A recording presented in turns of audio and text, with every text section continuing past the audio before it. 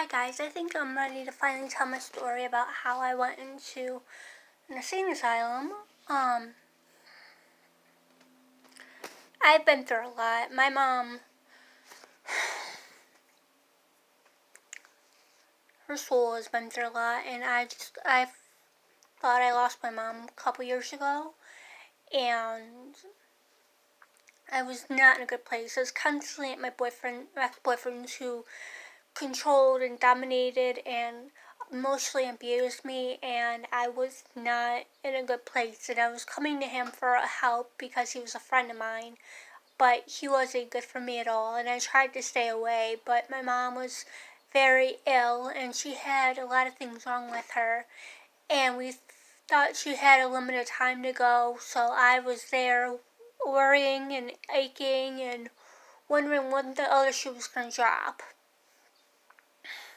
So flash forward to a couple months later when she was on her deathbed in the old folks home.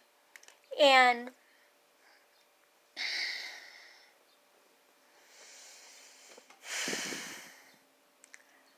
I had a bad fight with him and I left, and we talked about some things about God and about religion, and it got me into a trance almost, and I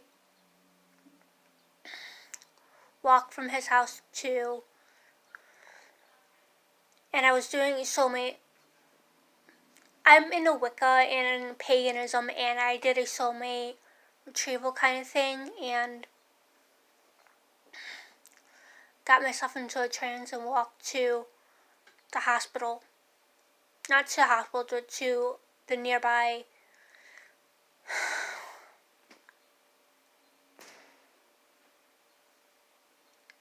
school. And I'm trying to tell us, but I'm out of it right now. Tired, kind of with the weather. I'm just exhausted. But I walked to school and they found me and they were like, "What are you doing?" And I was just so overwhelmed by everything I had just been through with him. We had spent nights and nights and months and months and months talking, and nights where I just felt like I was getting reamed out by him, by his emotional self, and he was trying to dominate me, and I just was not in the right mood for that. So I went to the hospital, and I had ADHD, and the way I saw my world was different than most people see their worlds, and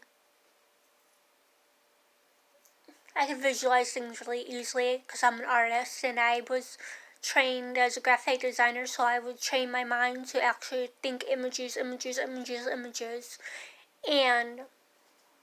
nothing bad would happen to me back then, but I had ADHD and I couldn't speak. I was completely mute because I was so upset about my ex-boyfriend abusing me, and I was so upset about my mother's moments. So I was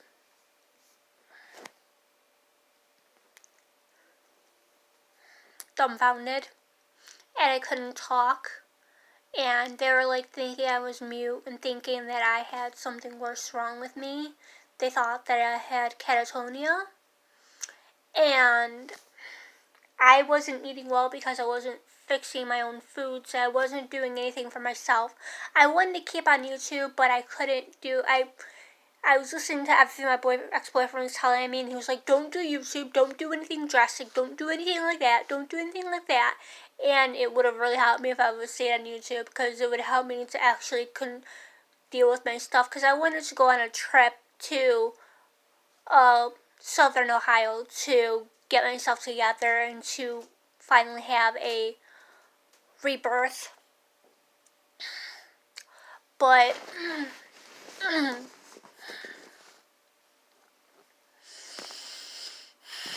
so much stuff happened to me throughout that, and I found myself falling apart and not being able to deal with what was going on with my mom. and I really needed to talk to somebody about it, but I couldn't talk to anybody about it.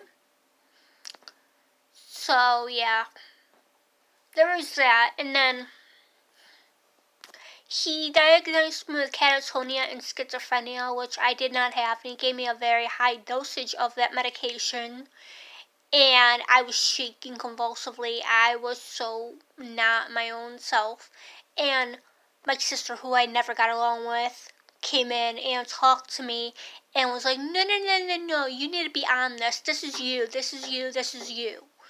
And I was like, no, this isn't me. I tried arguing my point with the doctor, but he was not gonna help me.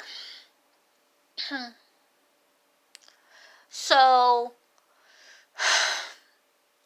flash forward, I was on medications for that thing, and I was never schizophrenic, and I never had any symptoms of schizophrenia before that.